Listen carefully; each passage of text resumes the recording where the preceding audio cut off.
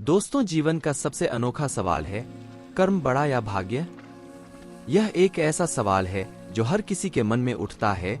जीवन में कभी ना कभी ऐसा समय जरूर आता है जब आप कर्म और भाग्य में से क्या बड़ा है जैसे सवालों में उलझ कर रह जाते हैं।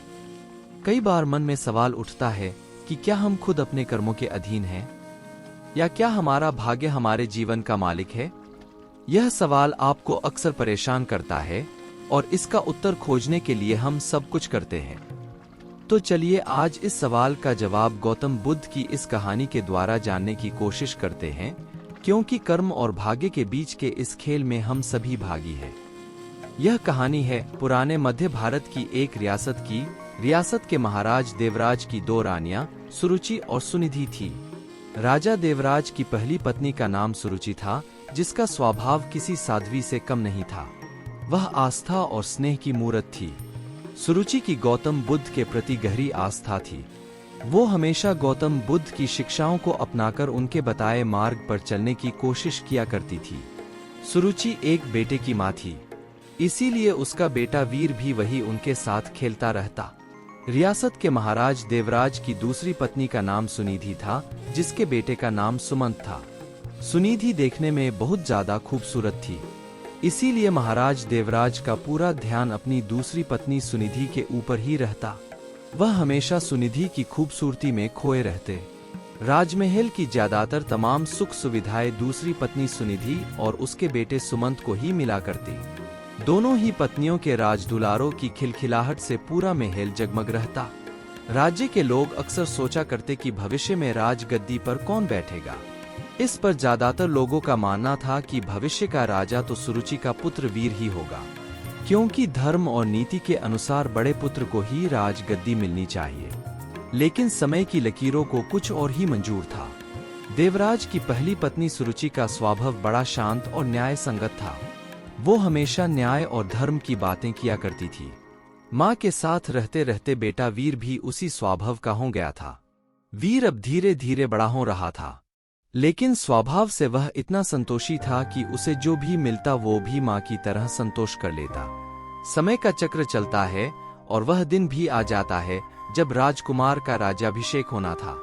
रियासत का दरबार सजा हुआ था।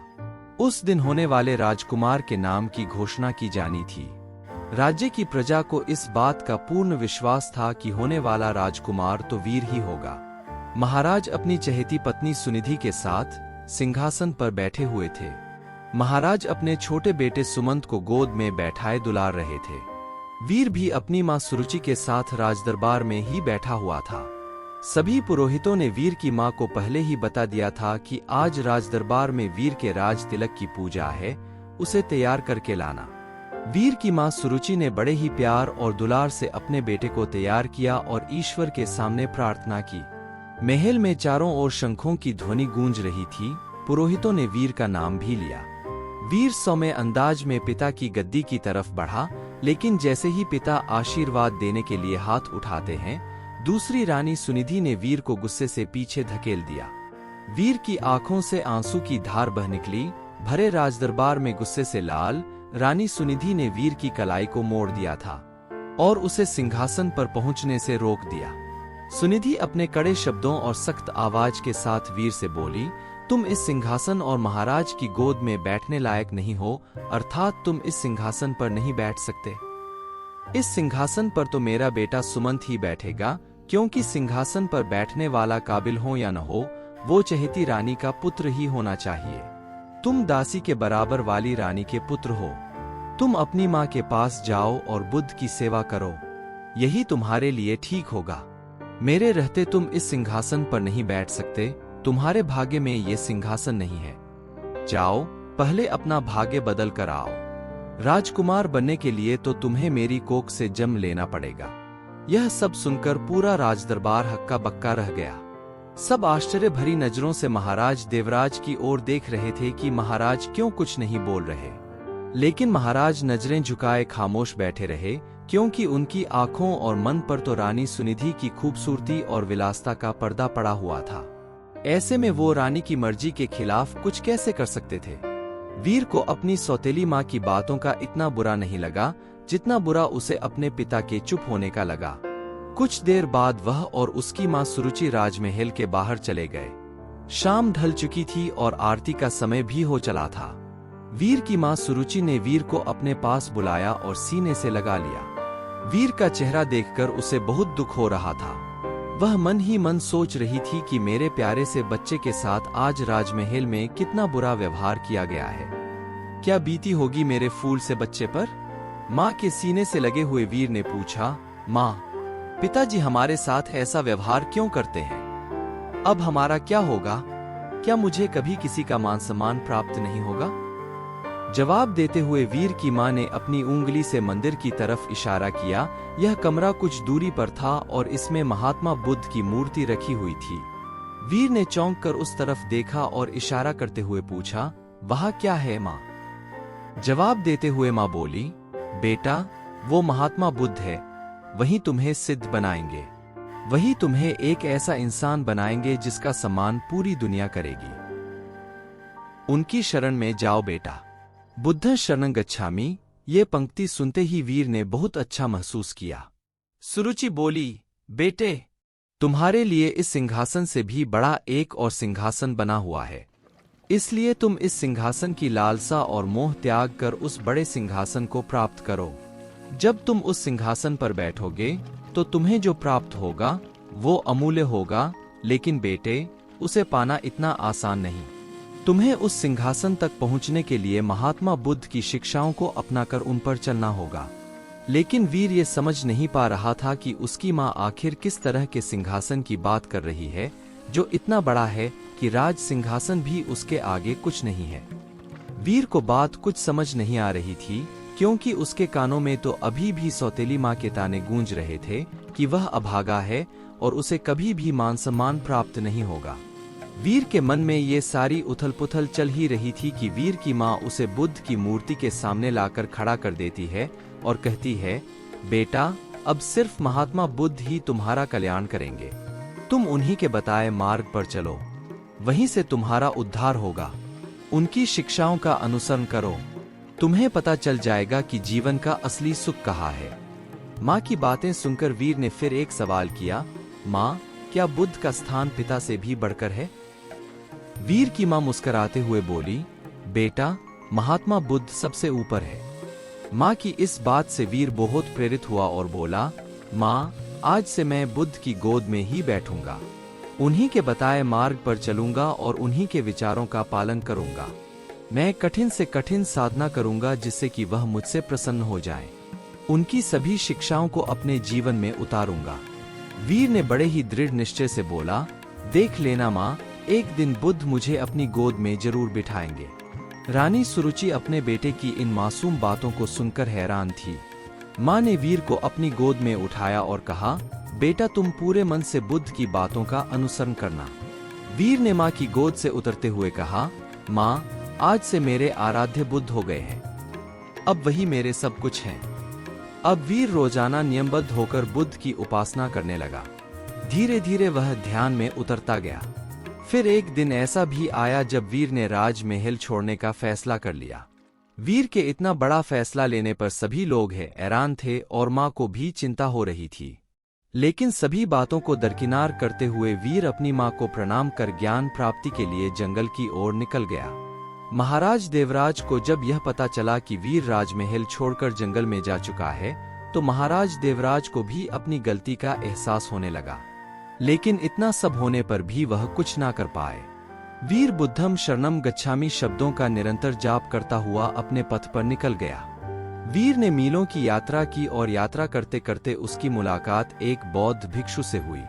वो एक छोटी सी कुटिया में रहा करते थे। वहां कुटिया में उनके साथ उनके कुछ शिष्य भी रहा करते थे। वीर ने बौद्ध भिक्षु से कहा, महात्मन, आप बहुत ज्ञानी लगते हैं। क्या आप मुझे भी ज्ञान की कुछ बातें सिखा सकते हैं? मैं बुद्ध से मिलना चाहता हूं, क्या आप उनसे मिलने में मेरी सहायता कर सकते हैं? इसके जवाब में बौद्ध भिक्षु ने वीर को महात्मा बुद्ध की कहानी बताते हुए कहा कि खुद को जान लेना ही बुद्ध को जान लेना है। लेकिन फिर भी वीर ने बुद्ध से मिलने की जिद नहीं छोड़ी। तब बौद्ध भिक्षु ने कहा, तुम अभी आराम करो, मैं कल सुबह तुमसे बात करूंगा। पूरी रात गुजर गई और वीर बुद्धम शरणम गच्छामि का जाप करता रहा। सुबह हुई तो वीर फिर से बौद्ध भिक्षु के पास पहुंचा और वही सवाल करने लगा। भिक्षु ने जवाब में कहा कि अभी मेरी एक अंगूठी खो गई है। उसमें मेरी जान बसती थी, वह मेरे लिए सब कुछ है। तुम पहले मेरी अंगूठी खोज दो, फिर मैं तुम्हें बुद्ध से मिलवा सकता हूँ। भिक्षु की बात सुनकर वीर खुश हो गया और पूरे मन से उस अंगूठी को खोजने में लग गया। सुबह से रात हो गई, लेकिन वीर को वह कहीं अंगूठी नहीं मिली। फिर बौद्ध भिक्षु ने वीर को दिया लेने के लिए कुटिया के अंदर भेजा। वहां पहुंचकर वीर देखता है कि अंगूठी तो अंदर ही संभाल कर रखी हुई है। यह दृश्य देखकर वीर को बहुत दुख हुआ। वह भिक्षु के पास गया और बोला कि जब आपने अंगूठी को अंदर ही रखा हुआ था तो आपने मुझसे उसे बाहर क्यों तलाश करवाया। इसका जवाब देते हुए बौद्ध भिक्षु ने कहा कि जिस तरह अंगूठी कुटिया के भीतर थी और तुम उसे बाहर खोज रहे थे, ठीक उसी तरह बुद्ध भगवान भी तुम्हारे अंदर विराजमान है, फिर तुम उन्हें बाहर क्यों खोज रहे हो। खुद को मोह सम्मान, लालच, बुराई, अपमान, क्रोध, क्रूरता, ईर्ष्या जैसे भावनाओं से मुक्त कर दो। किसी की बातों का बुरा मानना, क्रोध करना और किसी भी प्रकार की लालसा मन से त्याग दो। तुम बस इतना ही करो, फिर देखना बुद्ध तुम्हें तुम्हारे अंदर ही मिल जाएंगे। इसके बाद भिक्षु ने वीर को गौतम बुद्ध की शिक्षाओं से उनके जीवन से अवगत कराया। भिक्षु की ज्ञान की बातें सुनकर वीर समझ चुका था कि बुद्ध एक साधारण पुरुष से कैसे महात्मा बुद्ध बने थे। तब इसका उनके मन पर बहुत गहरा प्रभाव पड़ा। वह बहुत प्रेरित हुआ। वीर ने अब गहरे ध्यान में डूबकर बुद्ध की उपासना शुरू कर दी। जैसे जैसे वीर का ध्यान गहरा होता गया, उसी तरह वीर को आत्मज्ञान की प्राप्ति होने लगी। फिर एक वक्त ऐसा भी आता है जब वीर की सारी इच्छाएं खत्म हो गई, वीर के मन से सभी लालसाएं खत्म हो गई। वीर अब एक बहुत ही अद्भुत आनंद का एहसास कर रहा था। लंबे वक्त तक नियमबद्ध तरीके से ध्यान करने के कारण उसे आत्मज्ञान की प्राप्ति हुई। अब वीर के मुख का तेज इतना बढ़ गया था कि लोग जब उसे देखते तो महासंत कहने लगते। यह बात कुछ समय बाद मध्य रियासत तक पहुंच गई कि पर्वत की शिला में कोई बड़े प्रतापी तेजस्वी बौद्ध भिक्षु ध्यान में मग्न रहते हैं। राजमहल की तरफ से वीर को बुलावा भेजा गया। रियासत की हालत ठीक नहीं चल रही थी, क्योंकि महाराज का दूसरा बेटा विलासिता में बर्बाद हो चुका था। उसने लगभग पूरे राज्य का सर्वनाश कर दिया था। महाराज की दूसरी पत्नी सुनिधि का हुस्न व खूबसूरती भी उम्र के साथ ढल चुकी थी। वहीं दूसरी ओर वीर की समृद्धि दूर दूर तक फैलती जा रही थी। एक दिन ऐसा भी था जब वीर को सिंहासन पर बैठने के लायक नहीं समझा गया था, और एक दिन ऐसा भी आया जब बौद्ध भिक्षु के रूप में वीर ने राजमहल में कदम रखा। वीर को देखकर प्रजा की आंखों में आंसू हुए और सम्मान हुआ। महाराज और सुनिधि हाथ जोड़े पछतावे के आंसू रो रहे थे। वीर की मां के कानों में भी बच्चे वीर की बातें साफ साफ गूंजती।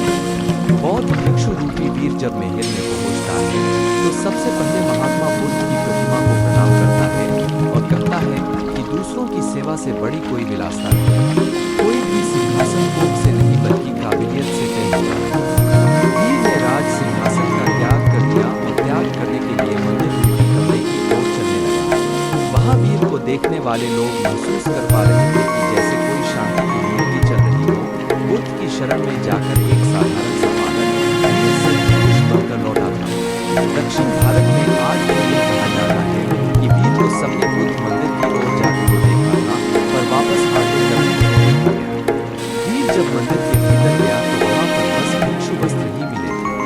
कहा जाता है कि वीर अब सिर्फ पुरुष हो चुका था और उसे बुद्ध के चरणों में शरण लेने का सौभाग्य प्राप्त हुआ था। दोस्तों, कहानी सुनकर आप समझ ही गए होंगे कि कर्म भाग्य से कहीं बड़ा होता है।